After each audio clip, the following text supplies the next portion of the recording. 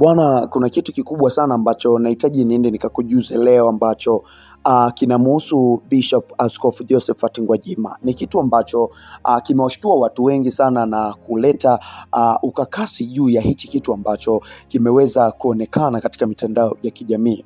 Watu wengi sana wameuliza kwamba imekuwaje hivi?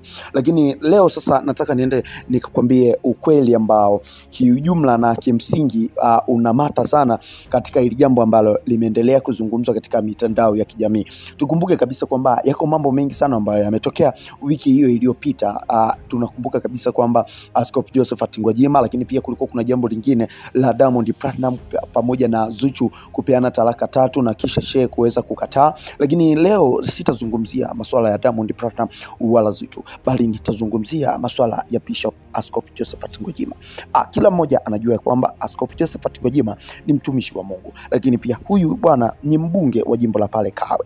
Na moja ya kauli ambazo zilikuwa ni tata sana wiki chache zilizopita ni kwa huyu jamaa bwana, katika uchaguzi wa mwaka 2020 tunakumbuka kabisa kwamba mwaka 2020 kulikuwa kuna vuguvugu sana la kisiasa ndani ya Chama cha Mapinduzi CCM. Lakini tukumbuke kabisa kwamba unapohitaji kugombea ubunge kuna mambo mengi sana ambayo huaga yanakuwa yanaendelea, ikiwemo kula za maoni kwanza, ili wajumbe kuona kabisa kwamba wewe unafaa au haufai. Ukiwa unafaa basi watakupitisha, lakini ukiwa haufai basi wanaweza wakakumwaga. Lakini kupitia uchaguzi wa mwaka 2020 tunakumbuka kabisa kwamba ulikuwa ni mwaka fulani ambao watu walikuwa wanachaguliwa kwa kula nyingi, lakini majina yale yalikuwa yanapelekwa kamati kuu, na hivyo kumchagua mtu ambaye anaweza akafaa kwa ajili ya kusimama kama mbunge katika jimbo maalum. Lakini tukumbuke kabisa kwamba Askofu Josephat Gwajima alikuwa anachuana na watu wengi mbalimbali, na mmoja ya watu alikuwa anachuana nao anasema kwamba Askofu Josephat Gwajima hakuweza kupita kihalali kwa sababu alimzidi kula. Lakini sasa leo nahitaji kwenda kukupa siri za ndani kabisa ambazo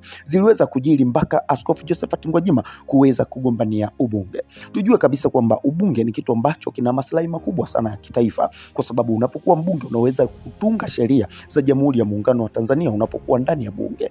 Hivyo basi ukiwa mbunge unawatetea wananchi, unawawakilisha wananchi ndani ya bunge la Jamhuri ya Muungano wa Tanzania. Hivyo mbunge ni kiungo muhimu sana katika Jamhuri ya Muungano wa Tanzania, na ndio maana wanasema ikiwa utachagua mbunge ambaye hatakuwa aendani na sifa ambazo wewe unazitaka, basi utakuwa umelisababishia taifa hasara, kwa sababu mbunge ni kitu muhimu sana.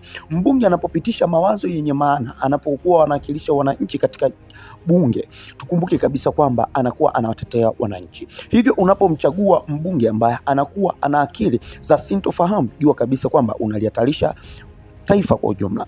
Tukumbuke kabisa kwamba bunge ndio sehemu maalum ambapo wanapitisha sheria na miswada mbalimbali ambayo inatumika kama sheria katika Jamhuri ya Muungano wa Tanzania. Hivyo nakusihi wewe unayenisikiliza na kuweza kunitazama, nataka tu nikwambie kitu kimoja ndugu yangu, ya kwamba mbunge Askofu Josephat Gwajima amemaliza kazi yake.